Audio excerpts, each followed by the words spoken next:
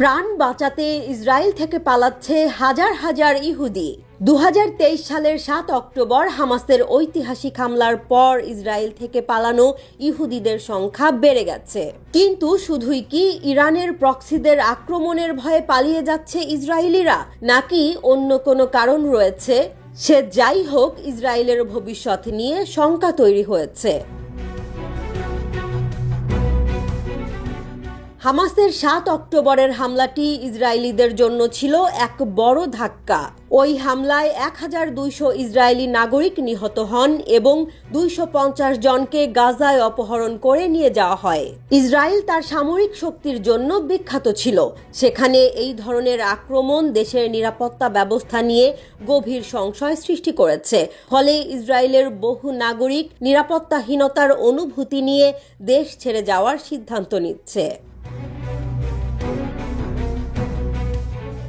এপির report অনুযায়ী 2024 সালের প্রথম 7 মাসে 40,600 জন ইসরায়েলি নাগরিক দীর্ঘমেয়াদে দেশ ছেড়েছেন, যা 2023 সালের তুলনায় 59% বৃদ্ধি পেয়েছে। এক্ষেত্রে ইসরায়েল থেকে পালানোর বিষয়টি শুধু নিরাপত্তারই নয়, বরং অর্থনৈতিক ও সামাজিক কারণ দায়ী। বিশেষ করে চিকিৎসা ও প্রযুক্তি খাতের অভিজ্ঞ পেশাদাররা বিদেশে অভ্যস্ত হতে শুরু করেছেন। অনেকেই প্রশ্ন করছেন, কেন এত মানুষ ইসরায়েল ত্যাগ করছে? গায়ক শিরা কারমেল বলেছেন, 7 অক্টোবরের হামলা তার নিরাপত্তার অনুভূতি ভেঙে দিয়েছে এবং সে কারণে তারা অস্ট্রেলিয়ায় চলে গেছেন।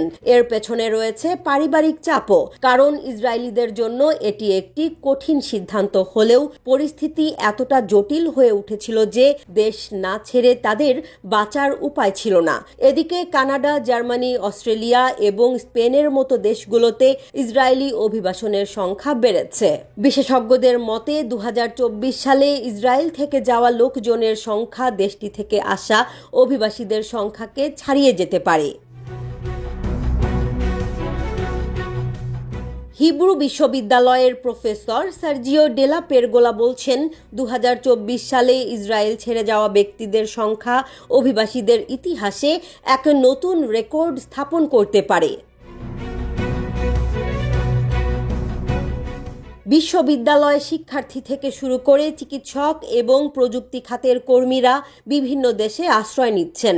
তবে এত বড় সংখ্যায় ইসরায়েলিদের দেশ ছেড়ে যাওয়ার ফলে দেশটির অর্থনীতি ও কর্মশক্তি ক্ষতিগ্রস্ত হচ্ছে।